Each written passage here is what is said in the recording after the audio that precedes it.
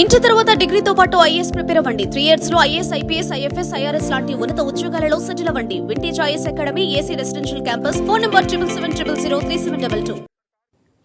జనసేన అధినేత పవన్ కళ్యాణ్ ఆశయాన్ని, ఆయన సంకల్పాన్ని స్ఫూర్తిగా తీసుకుని జన సైనికుడిగా జీవితాంతం కొనసాగుతానని సినీ నటుడు పృథ్వీ స్పష్టం చేశారు.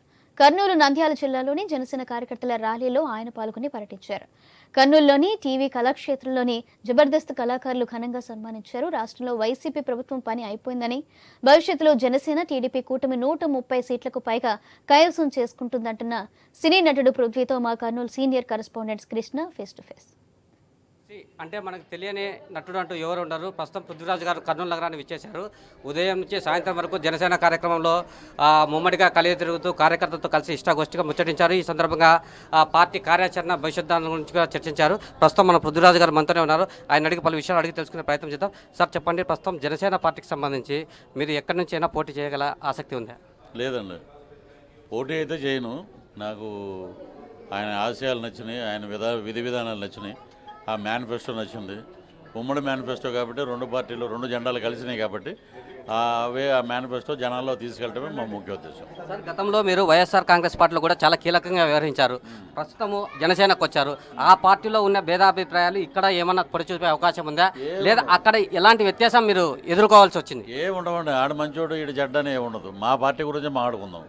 ఆ వైసీపీ గురించి నేను మాట్లాడను, పక్కన వేసేయండి. అది మా జనసేనలో ఒక న్యాయం ఉంది, ఒక క్రమశిక్షణ ఉంది, హెచ్చుతగ్గులు లేవు. అందరూ కార్యకర్తల్లాగా పనిచేస్తాం. జన సైనికులు, వీర మహిళలు, నాయకులు అందరూ ఒకే తాటి మీద ఉన్నాం. భవిష్యత్తులో జనసేన పార్టీ తరఫున రాష్ట్ర వ్యాప్తంగా ఏమన్నా ఉద్యమాలు చేపట్టే అవకాశం, పృథ్వీరాజ్ ఆధ్వర్యంలో ఏమైనా జరిగే అవకాశం ఉన్నాయి? ఉద్యమాలు చేపట్టవలసిన అవసరం మాకెందుకు ఉంటుంది? మేమే వచ్చేది, మాదే గవర్నమెంట్. 136 స్థానాలు, 21 పార్లమెంటు, కూటమి ప్రభుత్వం ఏర్పరుస్తుంది. ఇంకా ఉద్యమం మాకెందుకు? బ్రహ్మాండంగా ఉంటుంది, ప్రజలే హ్యాపీగా ఉంటారు. ఉద్యమాల జోలికి మేము ఎందుకు వెళ్తాం? ప్రస్తుతం సినీ కళాకారుల్లో రోజా గారు కానీ, తర్వాత మన సినీ నటుడు అలీ గారు కానీ వీళ్ళంతా పోటీ చేసే అవకాశం ఉందని అది అధికార పార్టీ తరఫున ఉందంటారు. జనసేన పార్టీ తరఫున సినీ కళాకారులు మీతో కానీ మీతో పాటు ఎవరైనా పోటీ చేసే అవకాశం ఉంది?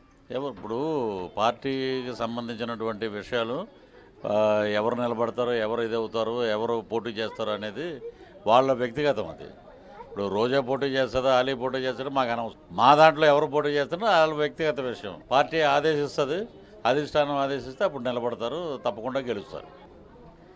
జనసేన పార్టీ తరఫున భవిష్యత్తులో తను జనసైనికుగా, జనసేన కార్యకర్తగా తన వంతు బాధ్యత మాత్రమే నిర్వహిస్తానని, తానుగానే ఎటువంటి పోటీ చేసే ఆసక్తి లేదని పార్టీ అధిష్టానం ఆదేశిస్తే ఎంతవరకైనా పోరాటాలు సాగిస్తామని చెప్పి సినీ నటుడు పృథ్వీరాజ్ అంటున్నారు. కెమెరా శేఖర్తో కృష్ణ, ఐ న్యూస్ కర్నూలు.